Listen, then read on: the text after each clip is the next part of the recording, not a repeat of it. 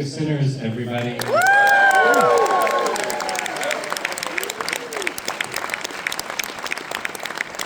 Who's seen this movie for the first time? Wow, a lot of you. Well, welcome. And you see what all this mess is about. Pretty incredible, right? Yeah. So we're going to do things a little differently today. We're going to have this conversation being entirely focused on the surreal montage sequence. Really, yeah, I mean, we could talk for hours about it. We've got a lot of people involved in the making of that incredible sequence. So please join me in welcoming them, starting with Michael RALLA, the visual effects supervisor.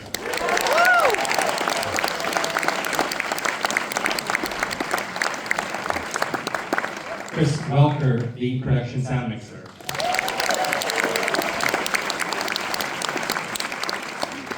Shanika Terry Jennings, hair designer.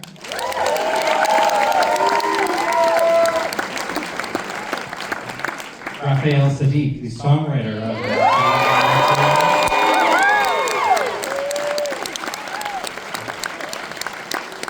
SHAWVER, the editor of the film.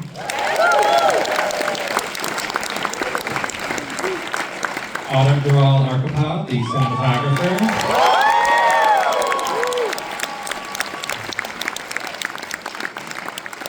BEACHLER, the production designer.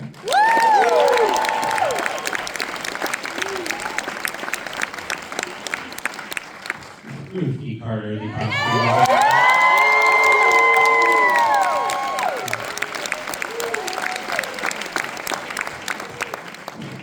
Our Sammy and the performer of that amazing sequence, Caton.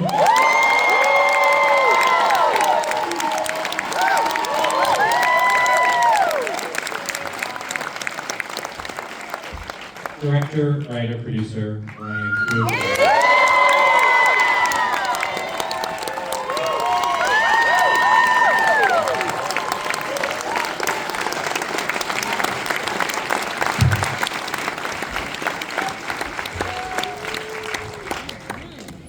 Hi, everybody. A lot of love in this room. It feels good. Ryan, you've talked a lot about the midpoints of your movies. Want to make a statement with them, maybe challenge audiences' expectations based on what they've seen versus what's coming after it. The midpoint in this movie is, in my opinion, the sequence of the year. Yeah. So, where do you start? Where does an idea like this come from?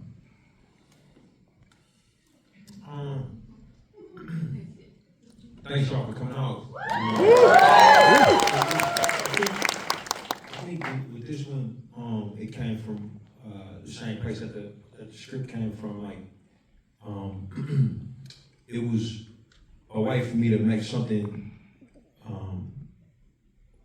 fun and something that I felt like only I could make. This is the movie I'm talking about, not the scene, you know. But what it really came down to was like a study on like that active remembrance that I'll do for my uncle after he passed away. My Uncle James passed away in 2015, and he was the person who kind of introduced me to blues music.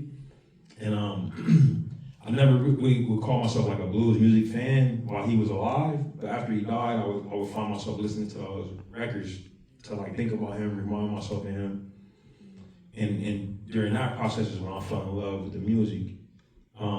And yeah, like the power of any type of art, if you have like an association with it, like if you used to eat a dish with a loved one, one of my favorite movies, Ratatouille, is basically about that idea. Yeah. Like y'all know, like where the critic eats the Ratatouille, he goes back to being a kid, like that's a real thing for me. Blues music was that. I would listen to these records and close my eyes and feel like my uncle was there with me after I had lost him.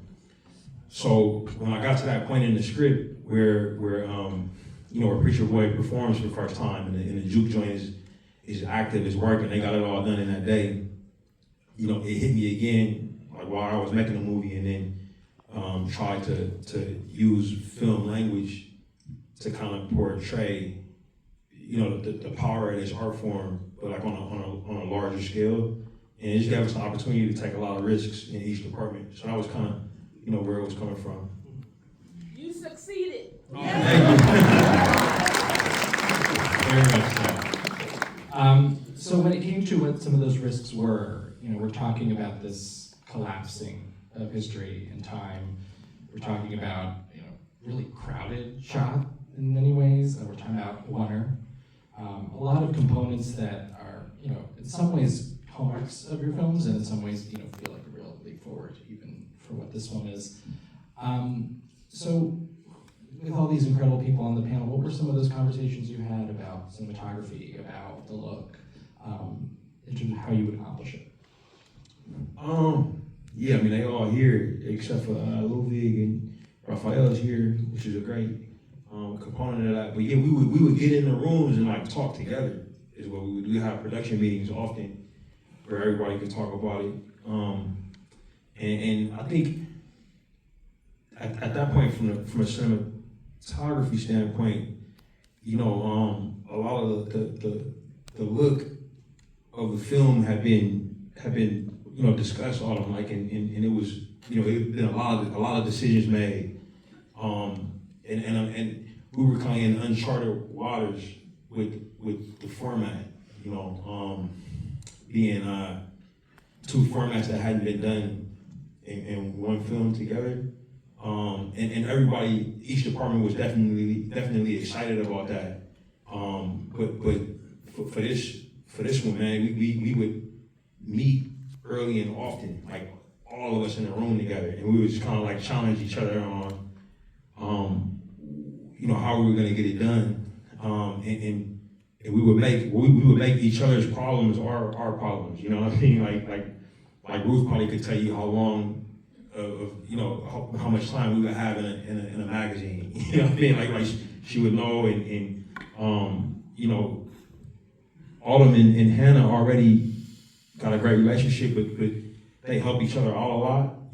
Like Hannah might say, I know you guys talk all the time, but you might overhear them talking about, Hannah will say, hey, I got this kind of paint. It'd be cool if you can highlight this for me, or Autumn will ask Hannah, hey, I need a light there in design. If you can give me some practicals, like that type of thing. And it was a lot of that, a lot of those types of handoffs between all of us together. So maybe we go in groups here, because obviously there's so many stages to something like this. I do think that understanding the blocking and how this is going to work is maybe a good place to start. So talking about production design, cinematography, what were some of the conversations between the two of you, both in kind of what the work you've already done to that point, and then perhaps how you could take things in a bolder direction maybe than you had previously? Well, I'll be honest, like when I read the script the one time, and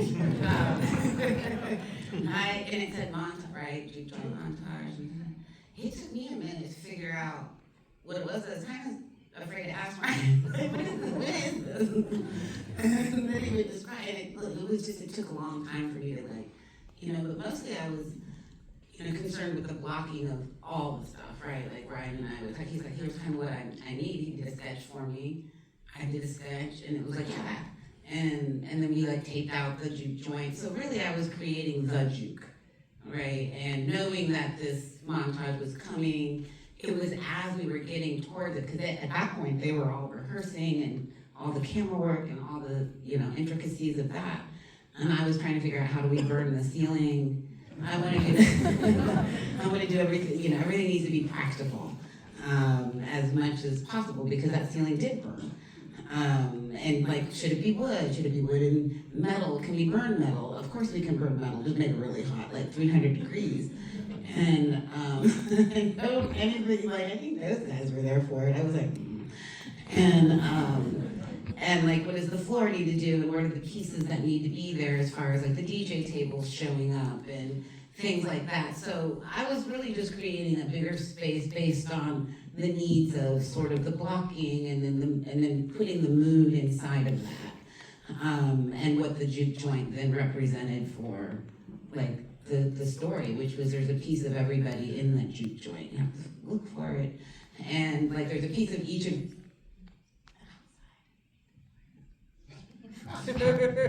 Fire, when it goes down into the exterior location that you made for us on the land. Oh, right, the one that's on the other side. This is how they work, for real. It is.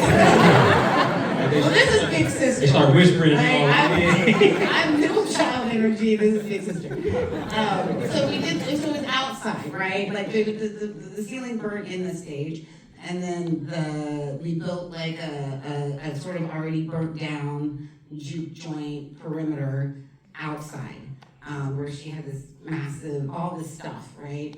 And then Ruth's beautiful costumes, and we'll both talk about that. But then we will, for me, it's always the place, right? Putting the place there. We had the stage there. I said to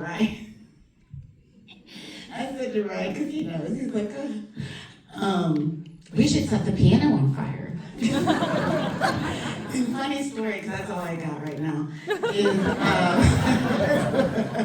is I said to the special effects guys, I'm like, okay, you know, Delroy's gonna be sitting there, but just do a little thing. Just do a little bit, because we wanna, you know. And Ryan and Autumn, you know, they had their hands full that night, and I was just there in everybody's way. But they light that thing. And Delroy on one side of that piano didn't play. Flame is shooting. And I walk out and Michael's like, and then I'm gonna stop. And Michael's like, well, how hot is it in there? Can I cuss?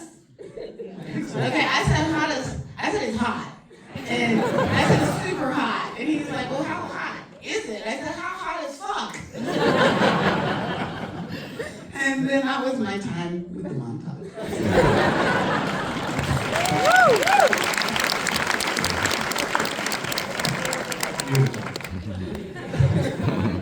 This is what he's got to deal with. Like, day in and day out with me. The sequence is so joyous and has this kind of, you know, feeling of freedom to it, but obviously there's an incredible amount of precision needed to pull it off. So even just given what you just said, Autumn, I'm curious, when you're stepping in, you're dealing with very heavy cameras that, as far as I know, cannot accomplish a one-er, you know, in one take in that way. So how are you sort of segmenting it out while also creating this sense of fluidity that's, I think, so crucial to why it works? Yeah, I think for me, there's like, when I read Ryan's script, there's always something in it that is special. And I think on another Q&A, he had mentioned that it was in italics, which reminded me, and then I think he made a joke of like, it means we need to figure this out. Like, you know, you read it and then you go to another place because it's so unique and imaginative. And then you have that conversation with him about what it means to him, and I think that's where I draw from. And so he explained that. He already had some boards that he had kind of drafted up to give us kind of an overall idea. But it's always something that he has in his scripts, and there's more than one usually, that needs, you know, a meeting, that it needs like a big collaborative meeting with everyone, and everyone to kind of share their ideas to be able to execute like this big emotional kind of departure that the movie takes and gets everyone excited and kind of takes us into a new path. So he wanted it to be a one fluid shot. That means because we have an IMAX format, we wanted to shoot with IMAX, it has to either be on a crane or a Steadicam. And I think we figured out that it'd be best on the Steadicam because it would give him that movement from character to character that he was looking for and be able to swim through the space elegantly. And that's a 75-second mag because it's too heavy to put a full load in the IMAX camera. So there are 3 stitches within that sequence that's in the interior of the space. But yeah, I mean, it's like collaboration at the highest level with everybody that's on here, you know, on stage. And I think at the root of it is because we care so much about Ryan and what he writes that we want to execute it and, you know, make sure that he's happy. At least that's what it means to me. I want to make sure that whatever I'm doing to kind of make sure it's executed is that whatever you wrote on the page is as beautiful and you don't feel the technical of what we're achieving.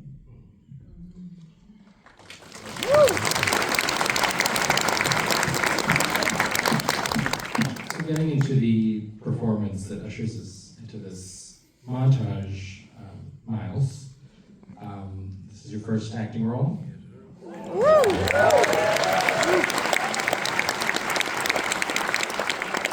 Spent months learning to play the guitar. Yeah. When you read this script and you read this scene, what is going through your head exactly?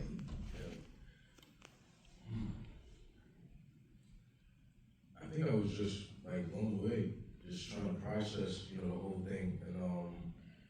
And there was no song attached to it yet at that point, so I was kind of just, reading, the montage and them talking about the different ancestors and the rock and stuff. So I knew it was going to be a really, important part of the film, and then having conversations with Ryan. But I was just like, man, like, how is this going to work? I thought it was going to be ghosts flying around and stuff. I didn't know how it was going to work, So I was just excited. What did, I suppose, that set feel like on the days that you filmed? What was it like kind of doing take after take? You're obviously, the performance has to be at a certain level for any of this to work, so I'm curious how you got there. Yeah. It was magnetic, for sure. I mean, I think, I had been, once we got to New Orleans, I've been practicing, with Ludwig. I heard the song that him and RAPHAEL created, and instantly it just, it gave me more context for Sammy. Like, this song is everything that he's trying to say to his cousins, to his father, to everyone that, is listening to his music. So once I got the song, I was able to internalize it a little bit more and then prepare for that moment. Got really good sleep before that day. I think they told me like the day before, like, surreal montage is tomorrow. I'm like, okay. And had been building up the anticipation. So I was excited for that scene. And then when we got there, everything was just laid out. Like, all of the artists, the musicians, everybody was in their place. And they had been practicing for weeks. I was, off to myself working on the guitar and stuff like that. So when I got there and I saw everybody, it was just amazing. The energy was on 100. The whole cast was there. Everybody was, supporting me. Ryan was very supportive. So it was a special moment.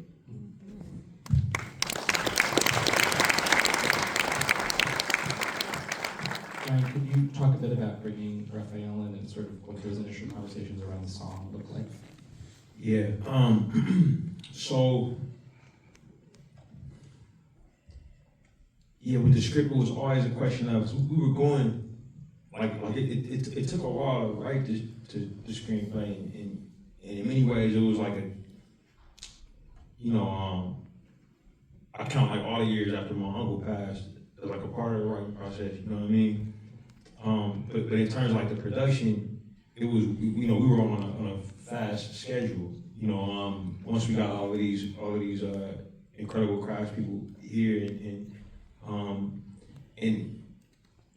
like Zenzi, one of our producers, one of the first people to read the script, and we got it to Ludwig and his life partner and collaborator on this, Serena, who's our executive music producer. And I read the script, and we were just kind of talking about how we were gonna get it done.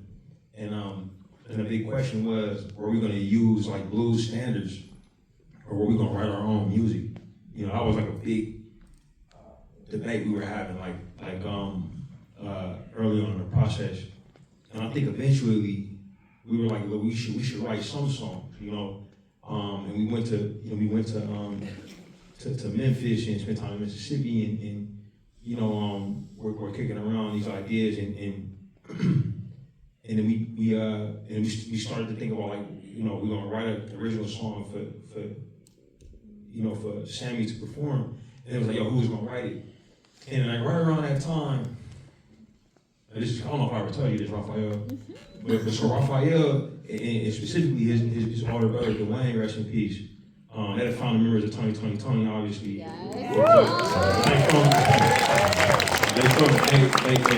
They from East Oakland. And his big brother grew up with my daddy. So like, and I know I went to school with Dwayne, rest in peace, with his kids and everything. And 20 always been my favorite group, just being from Oakland. But then like as I got older, I started to learn that like RAPHAEL had written a lot of my favorite songs. Like I found out he wrote Lady by D'Angelo, rest in peace. And he played the bass on that, and then I did this crazy thing that I recommend for all husbands. But like in the summer before we made the movie, I loaded up like 2 Sprinter vans full of all the women in my life and took them to see Beyonce. And I remember, like I love Beyonce's music, but I'm not in the Bayhive and nothing, right? You know what I mean? So I ain't listening every day consistently. But we was there, and Cuff It comes on, and I'm like, man, this might be my favorite Beyonce song, you know? And I'm literally at the concert, and I go, I'm like, man, who wrote this song?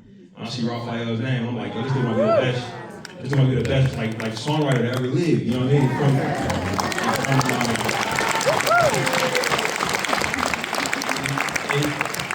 And he's from Oakland, you know what I mean? So he was on my mind. So then Louis was like, hey, yo, who's gonna write this generational song? I'm like, man, we should hit RAPHAEL, see if he open to it. So that was how I came up with the idea, and him and Louis linked up. And I guess you could talk about like how that was, RAPHAEL. Hello?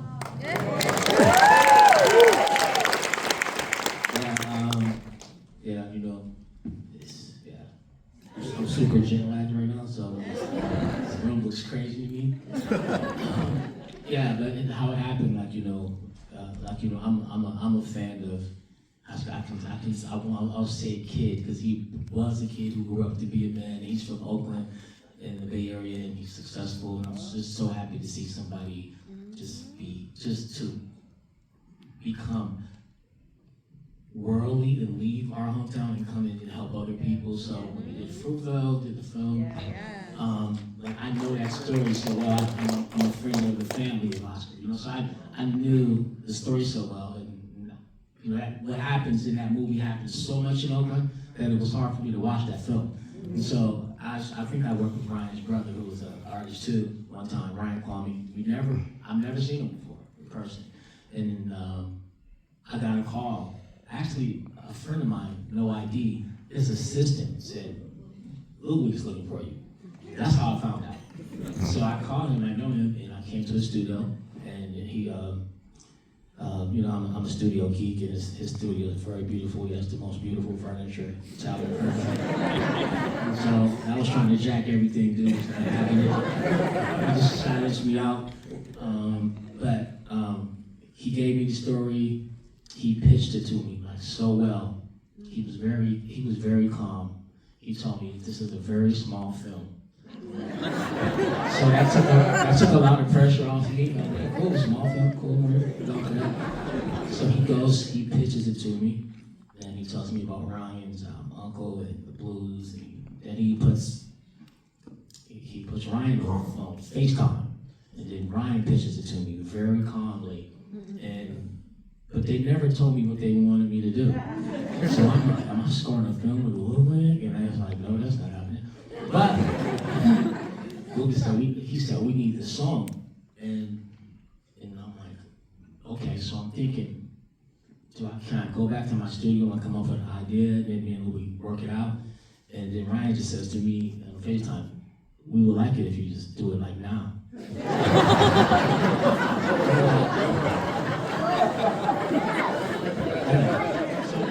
Like right, then Louis said to me like now. It's like, we leave in 2 days to New Orleans. And I'm like, okay. So now I'm thinking about Ryan from East Oakland, from Oakland, and Louis, this big guy, and he did all this stuff, all this music, and I'm like, am I being tested? So I kind of felt like I never saw the script, anything, was nothing to see. I felt like we were like 3 bank robbers, and I was just the dude they told just to drive the car. And you just don't drive a getaway car, so I think that's what I was in the film. And I had to stand there and work on the song with Luke, and we sat there for like 2 hours, and we just went over guitar riffs. We played, and it's like Miles says, it's definitely rich in ancestry, very rich, because it takes me all the way back to the Baptist. Union Baptist is a church I grew up in East Oakland, like 2 blocks from Oakland Coliseum where the Raiders played. And my pastor is a Baptist, and they sing hymns all the time. And I would always hang out with the deacons. The deacons would pick me up and take me to church in the morning when my mom was going, and I would listen to the deacons sing and hum. And so I just started singing words. I don't remember anything that I sang when I recorded it. That was it. The next time I saw it was IMAX. Ryan invited me out with a lot of his film friends, and I was just sitting there, and the movie came on and I didn't know what I was looking at. I was really confused. And I said, this is a small film. And I'll just credit those two, Ryan and Ludwig, for just being very professional, being very great pitchers, and pitching the film that way that didn't have me nervous. But I do like pressure, so it was some pressures. It was some pressure. And then what happened that I could never imagine was the most beautiful, biggest voice on the song. It was Miles.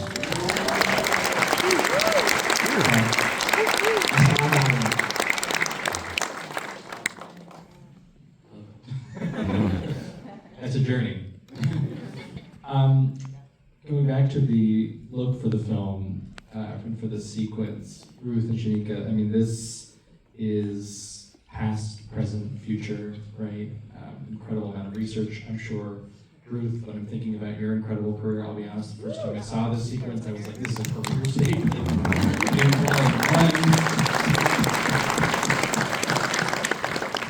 I guess the way I want to ask this is it looked like it must have been incredibly fun to get to go in all those directions and just throw everything in there. Yeah, it was a lot of directions for sure. But one thing I can tell you is that this man over here, Ryan Coogler, is a genius. And what he wrote had all of us excited as a group, as collaborators, as filmmakers. The film has everything I've ever wanted to be as a costume designer, a storyteller, bringing surrealism, bringing spirit, bringing symbolism and story to the screen. And I had a great opportunity in this surrealistic montage to do all of that.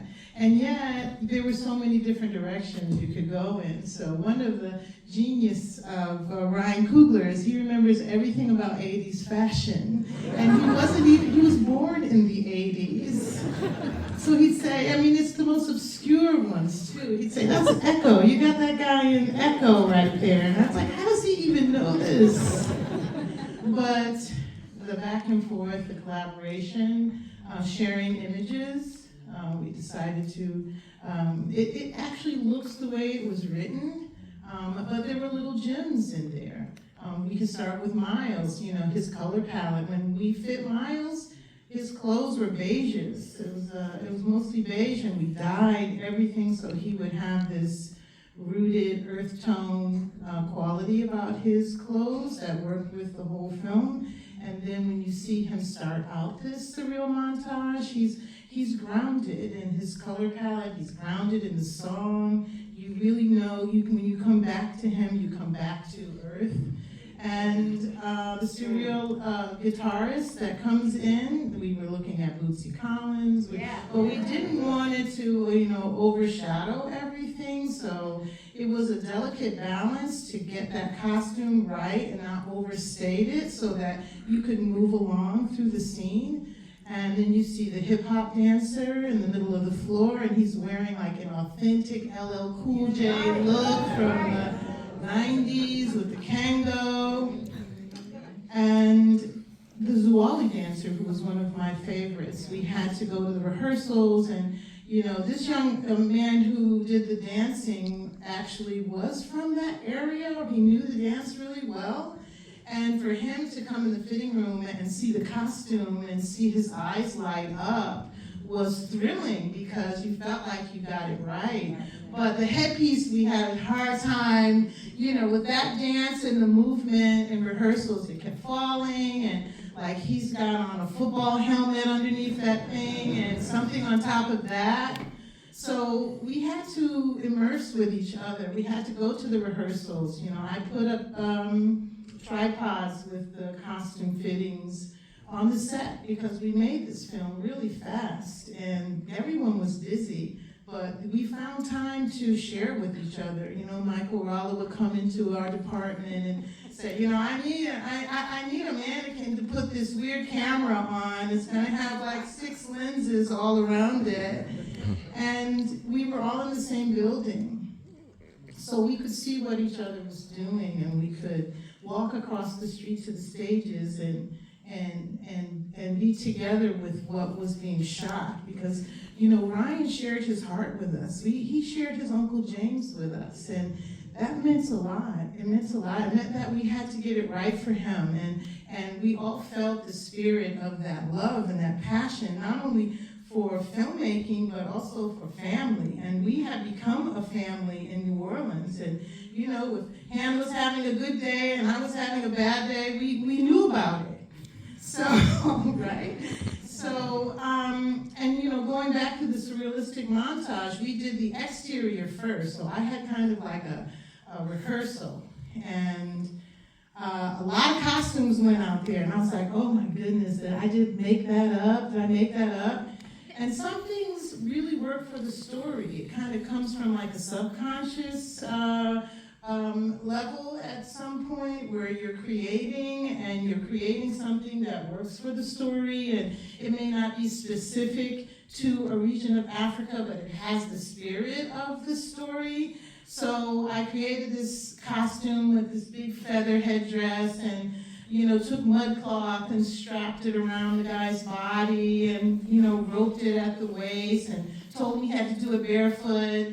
And when it went to set, you know, and I shared with Ryan, you know, costume pictures and whatnot, but Ryan walks over to me and he's like, okay, what's that? And I was like, so maybe he can be in the deep background. But then when you see him in the deep background, he becomes this spirit, this power in the back. And I think that's like the power of alignment. Like we were aligned in what our intention was for this surrealistic model, for the whole film. And it was a love letter to Uncle James. You know, it was a love letter to my Aunt Ramona. I mean, we could all kind of put ourselves in the South and understand it. And I think that's what also added to this, you know, beautiful story that we told. Not only told jokes, but all these people talking about. I'm up here like, I just have to say something. Oh, that was beautiful. That was beautiful. I'm just like. There's room for both. Shanika, did you approach it in a similar spirit to what Ruth's talking about, just given the breadth of where you could go? Yeah, definitely approached it that way. When I read the script and going through the surreal montage and breaking down each ancestor that was a part of it, we wanted to make sure that we respected each culture and represent them in true accuracy. And that allowed me to go in, and even with the makeup department, that we all just gathered together and just figured out how could we do the best that we could for representing everyone in the right way. And a big part of it was, you know, marching down to Ruth's warehouse and looking at all the choices that she made for each and every ancestor. And from there, we would go to the dance rehearsals and see who was casted for those roles. And what I found when we seen everyone, I was like, okay, well, definitely they do not look like the ancestors. So what do we need to do to put them in that period and that time? And the big part was for me, for the hair, is paying attention to everyone's texture. And what could we create with their textures? And some had hair that we just couldn't create. I wanted to go without wigs for a lot of, for majority of people that were on, the cast and the background. And so when I paid attention to everyone, I was like, okay, great, this guy has very long dreads. What we're gonna do is pull his locks up and create a tower, you know, for the real. But I wanted to make sure that it waterfalled out, and when he moves and when he hits Marcos and you see his head move, and it gives you movement. And we wanted everyone to feel the spirits as you move throughout the room. And Ryan, you did a great job. We was trying to figure out like how do we follow this? I'm reading it on paper, but then what we need to do to make it come to life. And I would say that the big part also was I do want to mention for makeup, they wanted to make sure that everyone had this glow for, and you can see the difference between the spirits as they move through the room. Where most of the juke dancers, you see them and their mood, and you see the sweat and the heat that's coming from them in this moment. But then also, as the spirits came through, this is kind of like floated through, and we moved through that scene. And that was a big part, especially for the Chinese opera dancer. It was a beautiful headpiece that was used.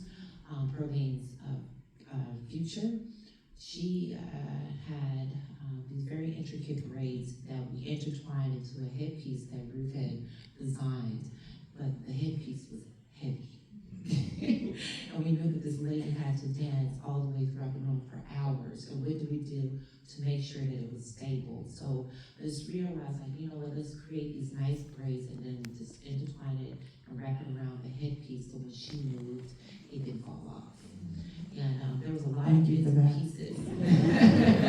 There was a lot of work that went into it, but after watching the movie and seeing how it came together, it was absolutely beautiful. It was bigger than I imagined. I know just reading it on paper, we wanted to make sure that we represented each culture in the right way, and I feel like that we all achieved it.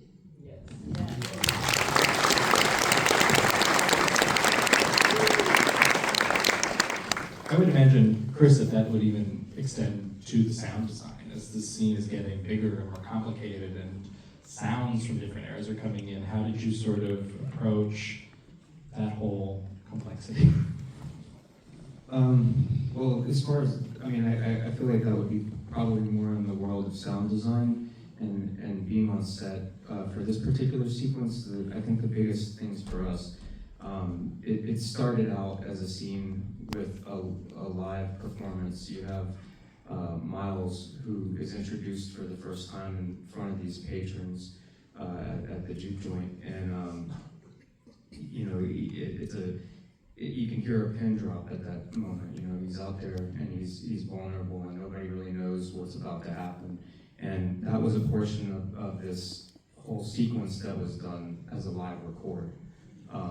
So, you know, because of the fact that we were shooting it, that portion of it, we had tight shots, we had wide shots, we had, and also that, you know, the majority of this movie, pretty much all of the movie, I think there was one scene that actually had some amplified instruments, but that was maybe cut from the movie. The bulk of the performances that are musical are acoustic. We have live guitars, we have, you know, fiddles, banjos, pianos, harmonicas, vocals, all these things that are being performed live, and this scene started out in that same way.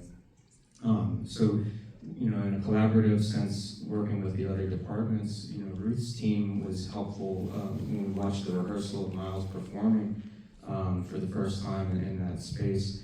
I noticed that, you know, when he's playing the guitar, his right hand wasn't really moving, you know, and we're always trying to figure out how can we keep the sound consistent, you know, when you're going from wide shots to tight shots. We want that guitar to sound the same and as good as, you know, when you can get that shotgun microphone right up next to it, you know, in a tight shot. And you know, we also had the fact that these are all relics, these instruments, or they belong to these musicians. And so modifying them wasn't really like an option.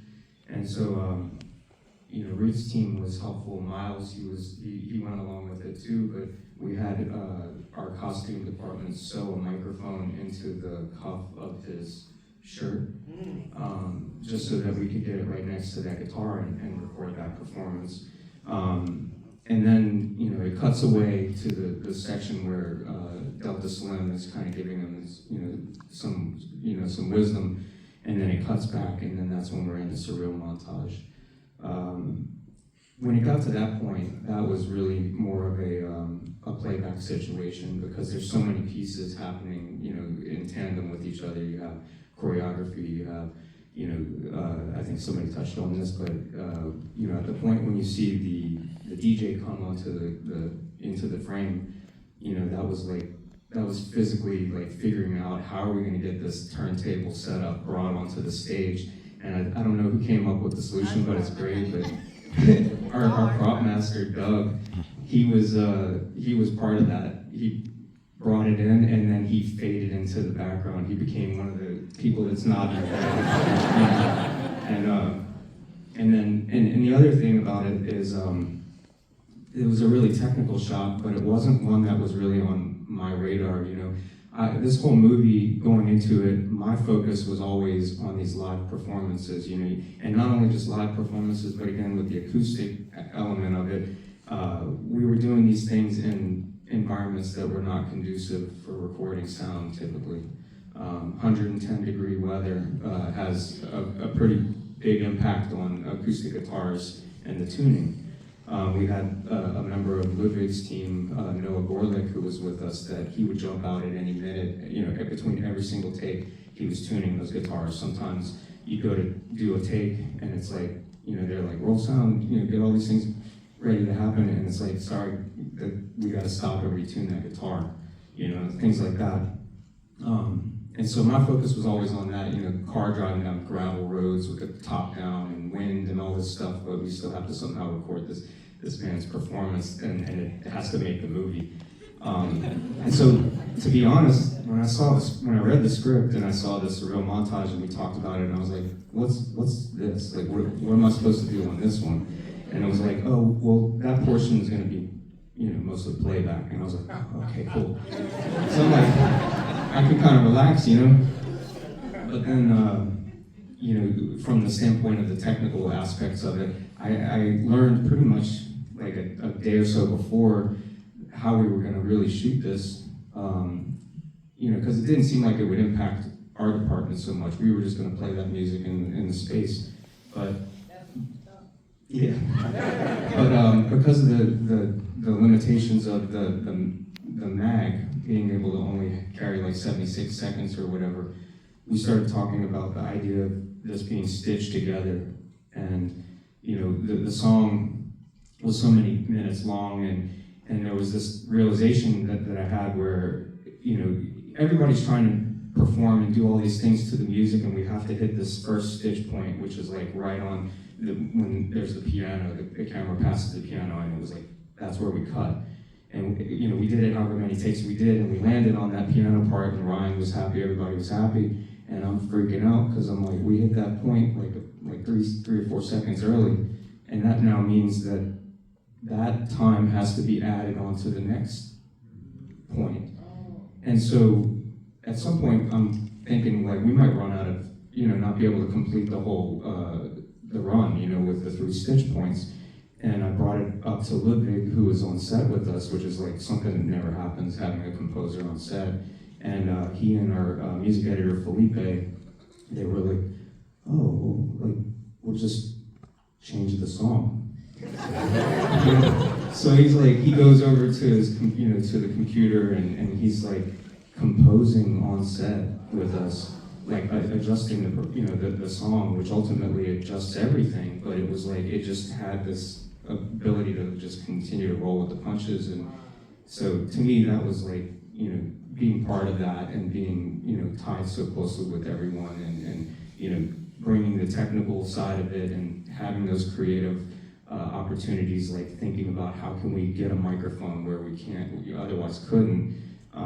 That's what, you know, that's what I'm most proud of with this movie.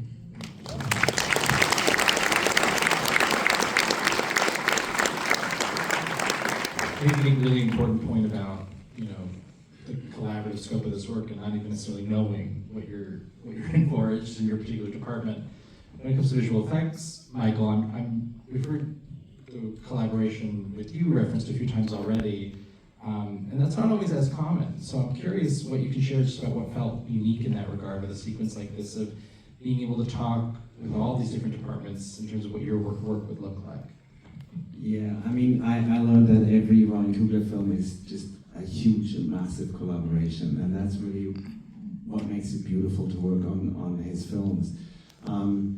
I mean, just going back, where it really started for us was in one of those meetings with Ryan, and I remember I think it was a little bit smaller, it was Autumn and Hannah and I think Ruth, and And Hannah put like a blueprint of the juke on the table, and then, you know, fast forward a little bit, Autumn started drawing a potential camera path in there. And then I always loved visiting Ruth in her, like, just where she was located in the production office, because there was some real shit getting done. You know, women working and stitching. It was amazing. It was just like coming from the digital world, something that I hadn't really seen to that level. And so I really enjoyed every single time we were able to go there. And you know, Ruth showed us all the different characters that she was preparing. And you know, going back to the script and reading it, I like the first thing that came to my mind was like, oh, I think this is going to look like something out of Harry Potter. You know, and I couldn't be further from where it was. But like, you know, that's what the visual effects guy thinks. And and then from that point, you know, like Autumn already described it. She made the together with Ryan the call that we were going to go unsteady, and there were limitations to how long the magazines could go, and so we started just prevising this whole thing and what it could look like. You know, it's essentially like making a computer game looking like version of that just early on, and you know, it was a lot of iterations going back and forth with Autumn, going back and forth with Ryan, and but we were sort of working in a vacuum without sound. And then I remember the first time that was brought together with the song, and I was just going like, holy shit, okay, I think I understand what's going on here. It was really amazing. And then from that point forward, we knew where the stitch points were going to be. And you know, like Chris just said, we knew when we had to hit them. And but the one thing that was, you know, absolutely amazing is that they were shooting all this, and Ryan making adjustments, and you know, we want to be a little bit more along on this guy and on that person. Like everyone else was just dynamically adjusting to that as well. And you know, I've never worked together that closely with a composer who's just adjusting the song. So that was quite amazing. And then, you know, fast forward to the last day of principal photography, which is when we burnt the roof down. I mean, Hannah's laughing, but just that whole thing. I remember, I think, a while back before that, I got a call from Autumn at night. She was like, "Are you crazy? Like, please tell me there's no moving camera or something, anything like that."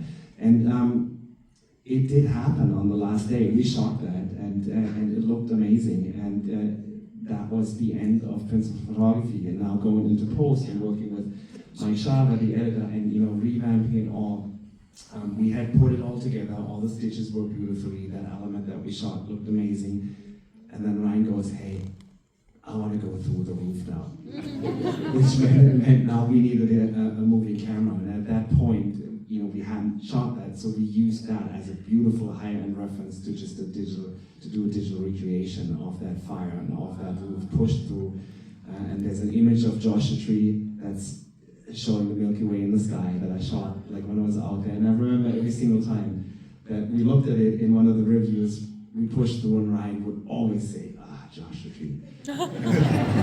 we tilt down and you know, see the rest of the sequence. It was such a really cool experience to see it all coming together, and everyone, you know, of the collaborators that are here and also the ones that are not here today, just injecting their heart and soul, which I think is what ultimately made this movie what it is and why it is so beautiful.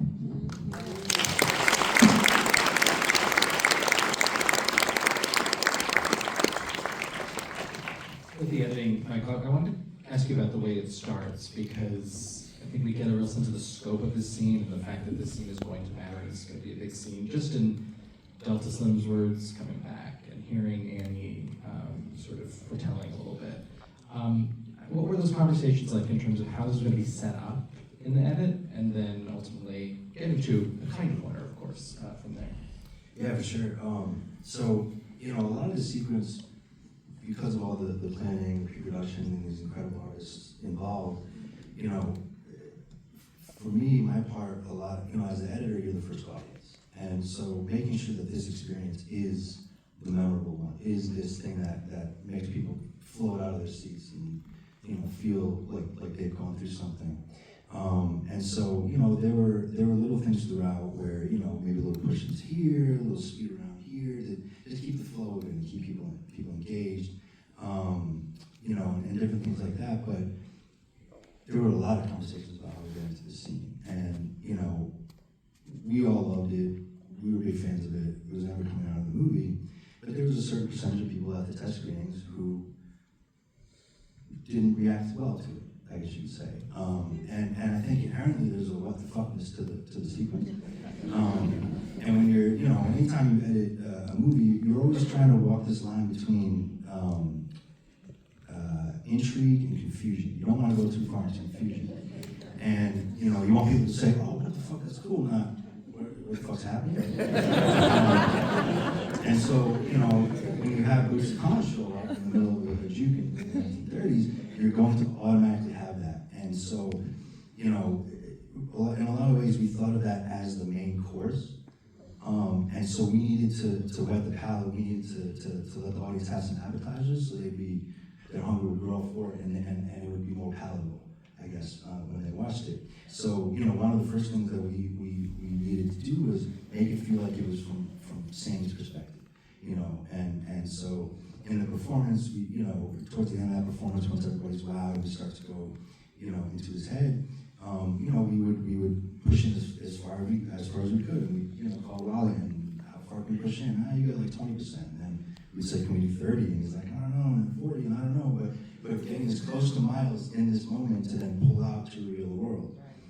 It's also the moment we did, one of the 2 moments in the movie, which I'm so glad we did, because I love it, is when we changed the aspect ratio in the IMAX sequence. And so, you know, it's a dangerous thing to do because you're reminding the audience that they're watching a movie, which if the audience is realizing they're watching the movie, they're out of the alpha trance that they're in when they're watching it. But, you know, setting it up to be such a subjective type of emotional feeling from Sammy is sort of how we entered into that moment to make it, you know, understand that, okay, different things could happen, and you're entering a place where you know, reality and magic and history all combine and dance together, right? And so, you know, there's a scene with Delta Slim at the piano, which was actually cut out of the movie at the time, but we loved what was in it so much. It was so unique and special, and obviously Delroy is incredible, Miles.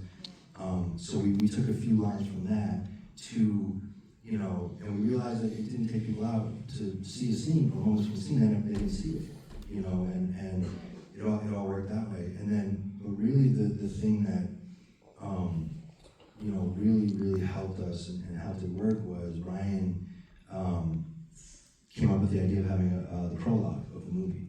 And, you know, editing isn't always this scene, you know, a scene can be cut perfect, but it doesn't feel right because of what came before it. And filmmaking is a kaleidoscope. Once one thing changes, everything changes. And so having this prologue and having Annie speak about music and, you know, the gift being so true, it can pierce the veil between life and death. And so associating, you know, we don't show Sammy yet in the movie in that prologue, but there's a guy who basically you could think of as Sammy, and through musicians and special musicians, connecting magic and ancestors and that. So when the audience is getting that piece of information as they're settling in and taking everything in, they automatically know that they're ready for it, you know. And in a lot of ways, as an editor, especially at the beginning of the movie, you sort of have to teach the audience what they're about to watch. And if it's a comedy, make them laugh, because they need to know that it's okay to laugh throughout the movie. If it's a horror movie, we, you know, have jump scares towards the beginning so they're on edge, or, you know, that will come. So, you know, setting that up was such a brilliant idea and allowed us to unlock that sequence, you know, later in the movie. And, you know, a lot of discussions about who should be speaking about this. You know, we talked about, you know, having several voices, but Annie truly is you know, the heart of the movie and the you know, an emotional center of the movie, but he's the one that understands this otherworldliness and spirituality. So it just made sense, you know, to have her there, you know, speaking. So then when we get back to the sequence, repeating a few of those things, in the experience of watching the movie, you're familiar with this. So when you're ready for all this crazy shit to happen, and you're just along for the ride. I will say that one of the things I'm most proud of is in the shot that pulls back before we reveal Ramek at the very end. Towards the end, I realized that Cornbread didn't have an ancestor. He was sitting by himself at the door. Everyone else is having fun dancing with their ancestors, but Cornbread's just working. And so I asked Ryan, and he was gracious enough to let us try. So, you know, we talked to Michael, and they found sprites, and they had shot so many different elements of different things. So if you watch the movie now, Cornbread's still sitting at the door, but there's a ancestor next to him, vibing out and protecting him, just like he is. It's like collaboration.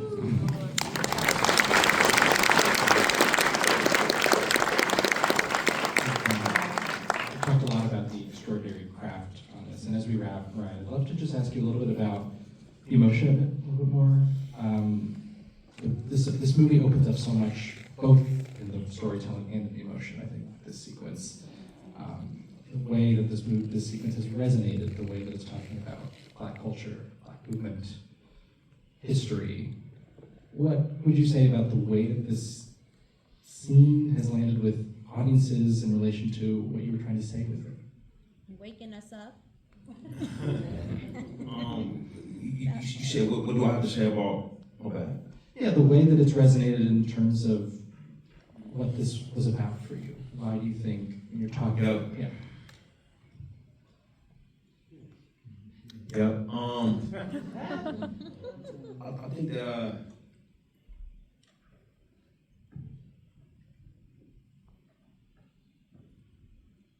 yeah, not to get too deep. Like I'm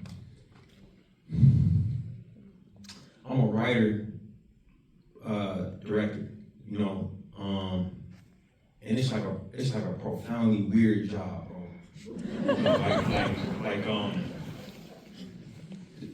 And I don't partition it too, because like there's like the writer side of what I do, but then there's like the director side, and it's a really specific job, but a director is also just kind of useless, like out of context. You know what I mean? Like,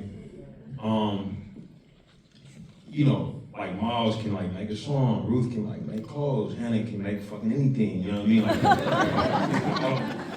all of them can make beautiful images. You know what I mean? Like both moving and still. She's a great still photographer too. Like you know, SHAWVER can cut together, you know, anything. You know what I mean? Like RAPHAEL can write a song, he can make a song, he can play it for you, perform. You know what I mean? Like Shanika can do great art with people's hair. You know what I mean? Like you know, both Chris and RALLA are musicians before they got into doing other things. But Chris can like record, you know, anything, anywhere, anytime. Like RALLA he's mastered. Bro, how many computer programs do you know, bro?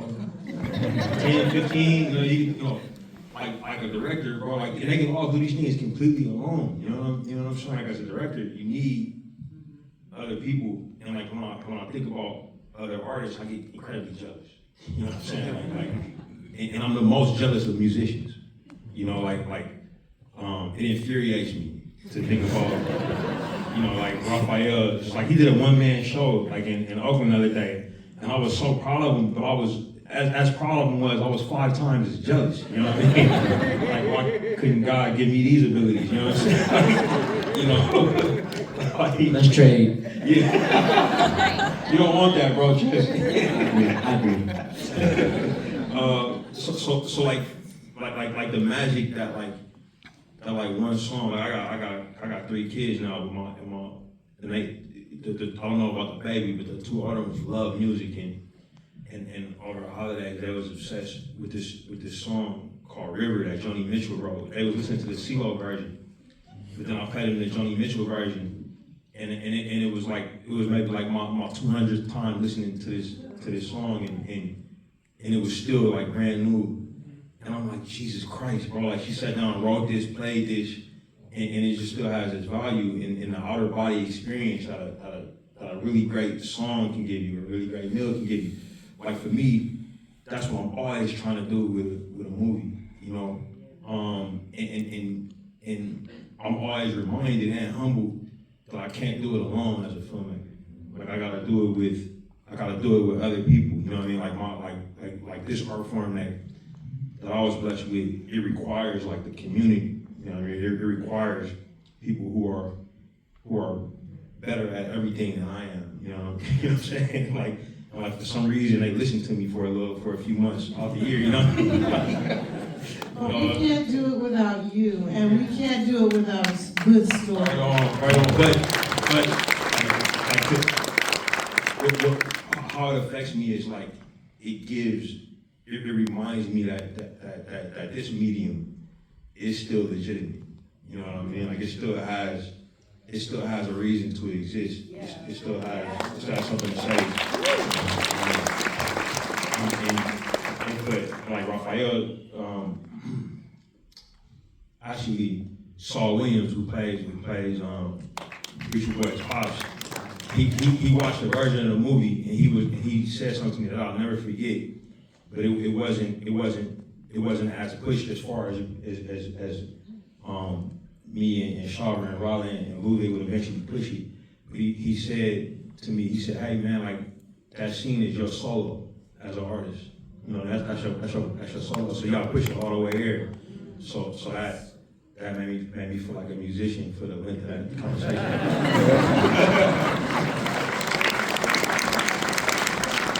And on that note, Ryan, everybody, thank you so much. Thank you all for coming.